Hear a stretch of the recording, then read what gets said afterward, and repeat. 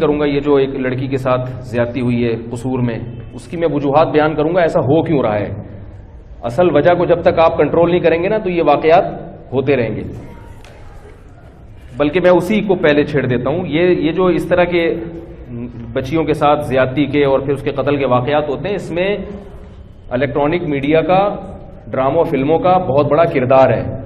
ساری چیزیں شہوت بھڑکانے والی دکھائی جا رہی ہیں. اسلام عورت کو حجاب کا حکم دیتا ہے تاکہ مردوں میں حیوانی شہوت نہ بڑھے. آپ نے تمام وہ چیزیں کھلے عام رکھی ہوئی ہیں کہ جس سے شہوت بھڑکتی ہے، تو نتیجہ کیا نکلے گا پھر؟ اسی طرح جنسی درندے اپنی ہوس کو پورا کریں گے. تو اس معاشرے میں جب صالح معاشرہ ہوتا ہے، پردے کا نظام ہوتا ہے، میڈیا کنٹرول میں ہوتا ہے، بے حیائی کنٹرول ہوتا ہے، تو ایسے واقعات وجود میں نہیں آتے. اس طرح جو ہے نا، یہ مجھے یاد ہے 8-10 سال پہلے مولانا اسلم شعبوری صاحب کا ایک مضمون میں نے پڑھا تھا، مولانا اسلم شعبوری شہید رحمہ اللہ تعالیٰ کے.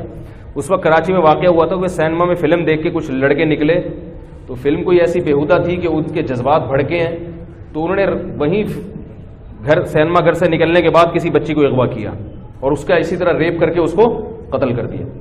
تو ظاہر ہے اس کا ذمہ دار وہ سینما گھر ہوگا کہ نہیں ہوگا جو آپ کے نیگیٹو جذبات کو بھڑکا رہا ہے.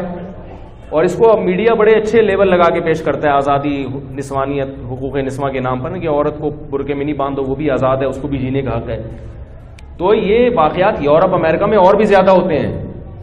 ہمارے ایک رشتے دار یورپ کے کسی ملک میں تھے، میں ملک کا نام نہیں لوں گا. انہوں نے بتایا کہ میں نے 13 یا 14 سال کی بچی کو دیکھا جو بڑی خوبصورت تھی. کہہ رہے میں نے دیکھا کہ وہ ذہنی توازن خراب ہے اس کا. 13 یا 14 سال کی بچی تھی، کافی اس میں یعنی اٹریکٹیو تھی بہت زیادہ، لیکن اس کا ذہنی توازن خراب تھا. کہہ رہے میں نے تفتیش کی تو پتا چلا اس کا اتنی مرتبہ ریپ ہوا ہے، جبری زنا اس سے اتنی مرتبہ ہوا ہے کہ ذہنی توازن کھو بیٹھی ہے. تو ان کے ہاں اس سے زیادہ واقعات ہوتے ہیں جتنے ہمارے یہاں ہوتے ہیں. یہ پہلی بات تو یہ دماغ میں بٹھا لیں. ہمارا چونکہ میڈیا ہمارے خلاف زیادہ ذہن بنا رہا ہے تو ہماری منفی خبروں کو بہت زیادہ اچھالا جاتا ہے.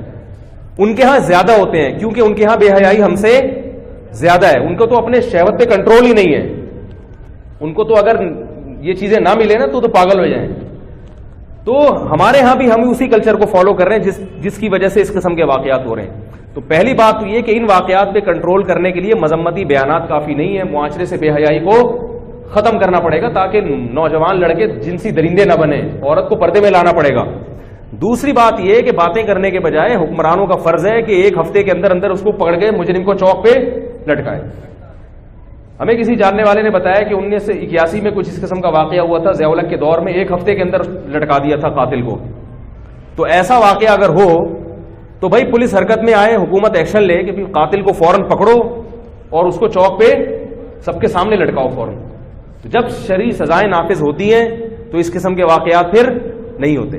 ورنہ بے حیائی پھیلائی جا رہی ہے اور سزائیں مقدمے چلتے ہیں اتنے لمبے لمبے، پتہ ہی نہیں چلتا. کچھ دن کے بعد لوگ بھول جائیں گے کہ کوئی کیس بھی ہوا تھا کہ نہیں ہوا تھا. کس قدر ظلم اور زیادتی کی بات ہے.